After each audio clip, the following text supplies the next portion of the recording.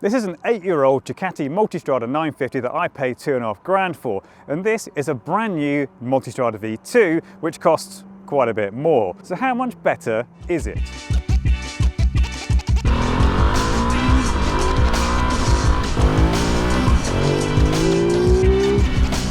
Hello and welcome to an extremely noisy day at Silverstone where we've got cars going around the track and yeah, some construction work over there. So do bear with me, hopefully it's not too noisy. But yeah, I'm at Ducati HQ because I borrowed this, which is the new Multistrada V2.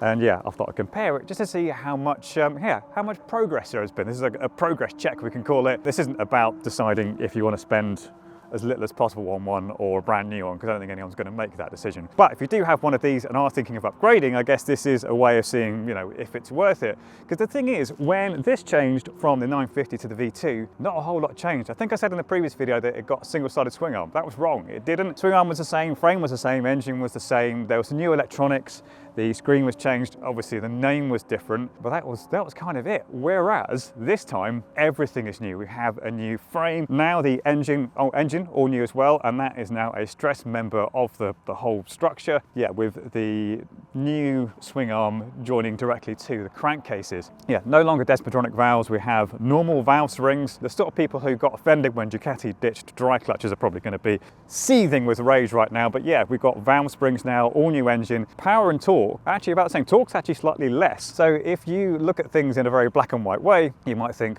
well, how much different really is it? But yeah, the riding experience should be very different. The whole bike is about 18 kilos lighter. I think what we're trying to say is quite a lot is new, whereas with this, when it changed to the V2, not really a whole lot at all. I have also ridden the V2, well, it's a V2S, the bike that sort of is between this one and that one, so hopefully that gives me a clearer picture of where this sits and yeah, how much has changed, how much has improved, and what kind of progress there's been. So yeah, what we'll do is I'll go out for a ride on this, and then I'm going to go out for a ride on that, and I'm going to wrap things up on this, and we'll try and, you know, work out some sort of meaningful conclusion. Oh, Jesus.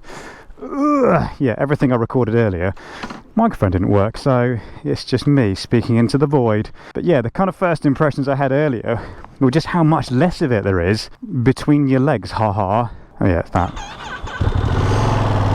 And also, yeah, because they've narrowed the seat, and there's just visually kind of appears to be less of it. See, everything as well. This new V2 engine, which doesn't have a name like Throttle or Super Quattro, sadly. Yeah, low revs, actually really smooth. Because that's the thing. Go on then. Oh fuck. The front end does go quite light under power, but yeah, low revs, as I found as I was pulling out of Silverstone, effectively talking to myself because my camera wasn't working properly, it did feel, yeah, super smooth. Yeah, low revs with the Throttle, it can get quite lumpy. That's, you know, a typical V-twin thing, but here, I guess partly because the engine is so much lighter, less inertia, you don't get those same kind of rattles and shakes. It is super smooth. Gearbox obviously a lot nicer as well. Mine, I think they did improve it over the years, but particularly with mine, one of the earlier ones, quite easy to get a false neutral. You've got to give it quite a good bootful for anything to actually happen. Riding this is really good actually. Obviously you could get electronic suspension on the old one. This is the S, so it has that. It does mean, yeah, silky smooth ride. Also, yeah, not really a whole lot in the way of brake dive. Brakes actually, by the way, very good. Just giving a bit of a squeeze there. Now this is probably more to do with mine just being a bit old and maybe wanting a bit of a brake bleed or something. But yeah, the lever actually does something in this. In mine, it's a good old squeeze before much actually happens. So we've got all new switchgear as well. Ducati's used the same stuff for years, but finally we've got whole new. Yeah, seems fine, easy enough to use with the gloves. I've got the winter gloves on today because it's quite cold this morning, and yeah, it's easy enough to kind of flick through various things. The TFT actually is yeah, really nice and bright and clear. The still not massive at 5 inches, no jokes please, but yeah, clear, concise, everything you need to know. And there's a national speed limit sign. It does go quite light in first gear when you give it a bit of a good go. The bit that I lost earlier of my recording, I was kind of a bit unsure about this engine, but I have warmed to it. Yeah, you don't quite have that mid-range honk, which is mostly, I think, airbox noise, so you can't even make the excuse of this being Euro 5 and mine being, well, Euro 5 plus, and mine being Euro 4. That's all in the airbox noise, I think. Although, yeah, Euro 4 does help mine along a little bit when it comes to noisy stuff. Horse, and some sheep. Obviously, it's hard not to get too tied up in the engine, because that is something that makes it really different in terms of character, but also it's just how chuckable this feels compared to the 950 emulator V2, the previous generation V2 as it now is. Getting off of mine and coming to this, it's almost like getting onto like a middleweight naked or something. Obviously there's the fact that there is just less of it between your legs, and yeah, weight 18 kilos less, you're always going to notice that, but I feel like it almost feels like the difference is bigger than that. It just needs like the slightest bit of pressure on the bars to get it moving. You don't feel like you're having to manhandle it quite as much. Oh, I'm really enjoying this actually. I think that's the thing is, actually, yeah, the other thing is screen. That makes a big old difference. Mine, it's not great, whereas yeah, it's a lot wider this time. You've got the cut up there, that's good for reducing turbulence. These bits as well, they are standard. I have to check in case they were accessories, but they're not. So yeah, I'm a lot more protected from the wind. So yeah, that kind of the smoothness of the engine, the better wind protection, that means you're gonna get to your destination on your tour that little bit more comfortably, and you're gonna be that little bit happier. But at the same time, when you get to the other end, you're going to have more fun. I think that's the thing. If I had owned a 950 when the previous generation V2 came along, yeah, I don't know if there'd have been that much of a reason to upgrade. It's a very similar bike. There wasn't really a whole, it was just electronics and the screen that were different. Everything else was the same, whereas this, yeah, it is very different. I think engine, there's kind of pros and cons to both. This is a lot smoother. It just doesn't have quite that sort of mid-range growl. I don't want to say it has less character, it just has a different character, and I don't know if I like that character as much. But I do like the smoothness. I like the fact it's a bit revvier, because the interesting thing is actually that, yeah, power and torque is pretty similar, but this makes both its power and its torque a lot higher. A torque comes along, so torque of the 950 is this. Talking this one is this, power in the 950 is this, and yeah, power in this one is this. So yeah, generally everything. So yeah, you do have to rev it out a bit more. Thankfully, it's quite nice to rev out. In fact, let's do that right now.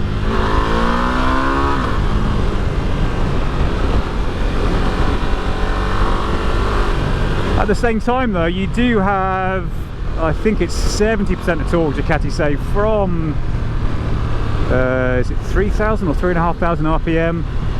Yeah, 3,000 RPM, you're making 70% of the torque. So you don't have to rev out if you want to make decent progress. And to be honest, it's such a flexible, powerful engine that it doesn't really matter what gear you're in. You twist the throttle, you're going to be making a bit of progress. Anything from 4.5 up, that seems to be where it wakes up.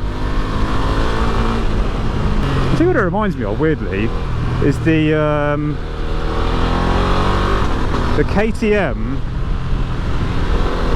890, yeah, 285 crank parallel twins. Weirdly, kind of reminds me of those, but a bit smoother, maybe a little bit less aggressive. It is very easy to get caught up in the engine, but the whole package, it's so different, and I think it's generally so much better. I know there's the expense of it, but I think everyone likes to look at bike prices and say they're too expensive, but adjust everything for inflation, this is probably not going to be far off you know, what they were before. I suppose the problem is no one's wages have gone up in line with inflation, so no one's got as much money. But that's another very complicated subject involving, you know, billionaires, wealth inequality and stuff, which I'm not really qualified to talk about. I just buy cheap motorbikes on the internet, that's my expertise. But in any case, you know, the sort of person who's going to buy a Ducati, generally they're more well off. You know, it's a premium product. I say premium actually, but one thing I have noticed, look at that, I can flex, I don't know if you can see that, this sort of lower panel quite a bit with my knees. It's certainly something I can't do. Yeah. Not something I can do on mine, which just generally feels a bit chunkier.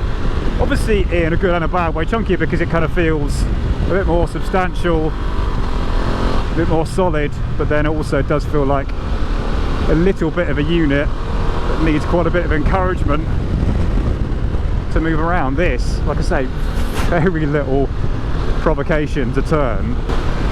Yeah, I'm always glad my foot is crapped out because I've got to cajole with this bike a bit more and start to really enjoy it, until I got stuck behind a Golf Cabriolet. Come on mate, it's like 10 degrees, get your roof down. Why buy a car like that? You're only buying it because it's a cabriolet, not because you want a Golf Cabriolet, because, you know, it looks a bit shit. So you'd think you'd get your roof done at every opportunity. Tell you what, Silverstone does have some really good roads around it. But there you go. There's some of the, just a little bit of flexy. I would want that to feel a bit more solid than it is, and stuff like that. It's just that little bit of plasticiness, and I think if you're buying a Ducati and paying, you know, let's be honest, a fair bit for a Ducati, I think you maybe want some stuff to feel a bit more solid, but, you know, that's really my only complaint of this. I think the whole engine character, that's pretty subjective. I think really, if you are considering upgrading and you've got a 950 or a V2, have a ride, see what you think. There are, I think, various, they call them Ducati road shows and stuff like that going on, where they've got the whole range there, more relaxed environments to go and test ride a bike. Well, I guess you've probably got a bit less sales pressure, I would imagine. Oh yeah, so we need to talk about Desmodromic valves. So that's not a Ducati specific thing. Actually, it did have, it's got quite a history in Formula 1. A lot of Formula 1 teams used to use it. The whole reason being that it means you've got less valve flow. Bear with me, I'm just gonna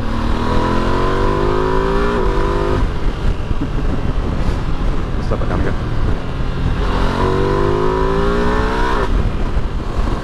I don't know, I think it's chalk and cheese. I think, yeah, I don't know. I do think on balance I just about prefer the Testostretta, but the fact this is smoother, revier, yeah, very enjoyable engine. But yeah, Desmodromic valve. So basically, instead of having springs, you've got these two little levers, I guess you call them, that actuate the valves. And the idea is, yeah, it reduces something called valve flow. So it was always used for like high RPM applications, but no one really uses it anymore, especially not in the, you know, not in the bike world or anything else. And what it does do is it adds a lot of complexity, and then it makes servicing it a more lengthy process, doing the valve clearances and all that. So with this, it should be a little bit cheaper to service. Also, what's kind of cool is this now is the same engine as you get in a Panigale V2 or a Street Fighter V2. You've kind of got that parity across the range now, rather than, you know, what we had before, which was the separate Super Quattro engine. I think that's a good point, actually. I think I haven't ridden the new Street Fighter V2 or the Panigale V2. I rode both of the old versions. If I were to imagine this engine in those bikes, I think I would miss the Super Quattro a bit, because maybe it's a bit too powerful for its own good, but in the mid-range it's like a bomb going off. I absolutely adore it, and it kind of sounds great everywhere. So yeah, I think maybe I would miss that engine if, you know, I was in one of those bikes. In this though, yeah, it's 50-50. I do love the Testostretta, but I think this engine has a lot of strengths. Yeah, good bike this, very good bike. I suppose the question is, what is mine going to feel like when I get back on it? It does actually have a very slightly sportier riding position as well. Yeah, they tweak stuff like the rake and the trail. Ooh, 430 Scuderia. Not a big Ferrari fan, but if I were minted and I could have, you know, any of the sort of more normal-ish ones, not the hypercar-y stuff, that's probably what I'd have. Oh, there we go, look. There's my bike and a new Panigale V2. Come on, go in neutral. There you go. Probably easier to get this in neutral as well, actually. Right, here we go, back on mine, straight away. I feel like I'm pretty much spread eagled. My thighs feel that much wider. Yeah, I do think I prefer this engine in terms of just overall character, I dare say. But yeah, already, oh, there's some Royal Enfields.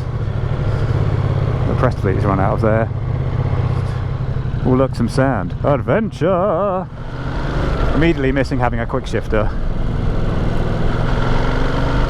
Yeah, a lot lumpier at low RPM this. This road is 60, so... oh, I think I prefer this. Yeah, that's what I was missing in the other one, that kind of like... honk! Yeah, new one doesn't do that. Obviously you've got a zingier top end. Right, I'll cut the camera because that was some rubbish Nadgery roads. I want to get some good... oh, for fuck's sake. Oh, you're going that way, good. Oh, well, we'll get straight on with it, shall we? It's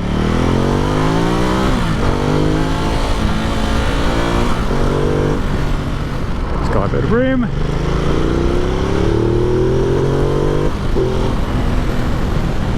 Yeah, from a technical standpoint, and really in most ways that should matter, the new engine is better. But there's just something about this old Testa Stretta. But yeah, I am noticing on these nice twisty bits, you know, this doesn't feel like too much of a heffalump, but it does just require some firmer inputs, whereas you just need to breathe on the bars in the new one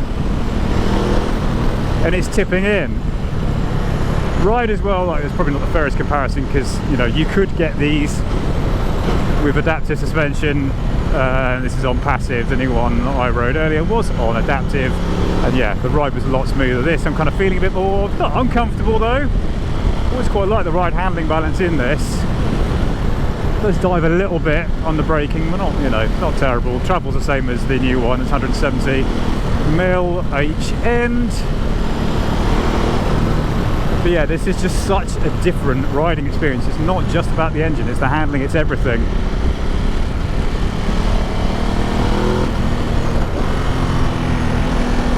I do quite like blipping this, even though I would probably like a quick shifter.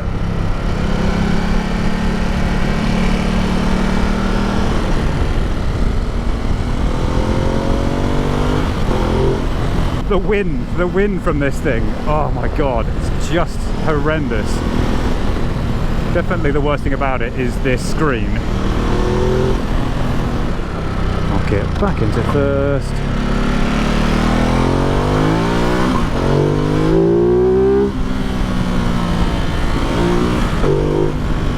A lot more vibes as well, kind of the mid to high range. I don't know, maybe you prefer that. Is that, you know, what we've gone about character, it's a bit of a cliche, but there's something in it, I think. You know, something in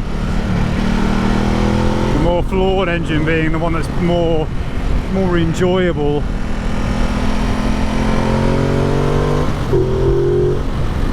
So yeah, what are the conclusions, I guess? Yes, the new bike is definitely a substantial upgrade over both this and the V2.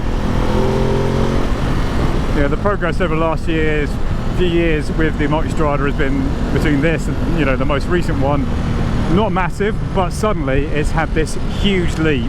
Going back to the new one, I guess, is it what I'd have if I was after a bike of that sort, the kind of upper mid-range, upper middleweight, I guess you'd say, ADV, road biased.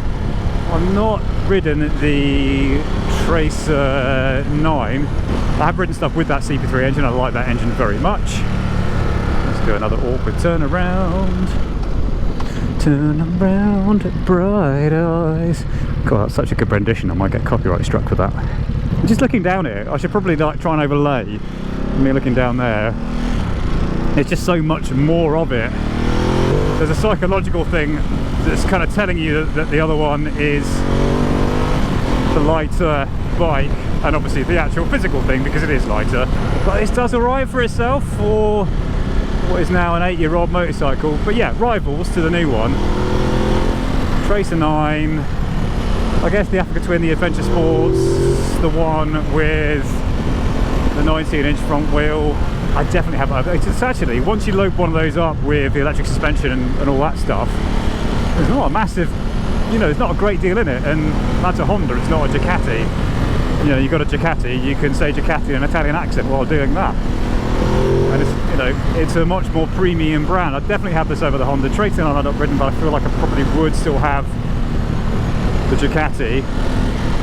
You know, I think the Ducati is the one I'd have if I was in the market for a new one. I'm not, so I shall be sticking with this and enjoying it very much. Well, enjoying it more once I've sorted out that awful screen and got like a little extendy bit on. Yeah, there's a bit of a juddering there under sort of low speed braking as it's coming to a stop, so that's something else to look into. If you've watched any of my other videos, you'll know I bought this, yeah, $2.5 grand. There are a few reasons, regardless of the stuff that needs doing to it, that's a bargain. But yeah, the reason why it's 2.5 is because it's been dropped at least once. Yeah, it needs the Desmo service soon, so that's the belts, the valve clearances and everything. And yeah, I can appreciate the idea of cheaper servicing on the new one, given that I'm about to face a bill for, I don't know, if it's main dealer, it will be about $1 grand. I probably won't go to a main dealer, but an independent, I reckon it's probably still going to cost me about 700 quid. So the idea that valve clearances are going to be easier to do, therefore less labour, therefore cheaper, that can only be a good thing. But yeah, it needs that, it needs a rear tyre. I've already got the rear tyre actually. Yeah, if you like the look of the new one but can't quite stretch to it, you can get one of these that's not been dropped and doesn't need a service for about 6. It's in cat ends. Ooh, can I do that? Ooh. Yeah. Yeah, I've seen cat ends for about 5, but yeah, good ones seem to start from about 6, and this was about 2, well yeah, 2.5. So I think even with the issues, it was a bit underpriced. But that is the 2025 Multistrada V2S versus my slightly tatty old 950 from 2017. If you like this video, please do make sure you subscribe and like the video as well. And while I like it, even if you did like the video, because it would give me an excuse to do more of these things and keep going out and buying stuff that I probably shouldn't. There will be more stuff to come on this. I'm going to take it touring at some point. I will probably do a video about when it goes in for the first service and see if anything else comes up. More to come on this, more to come also on my Norton, my VFR 750 and my Triumph Sprint 955R. Yeah, as you probably gathered, I keep buying bikes. I will stop for a bit though. But yeah, do all those things. And yeah, bye.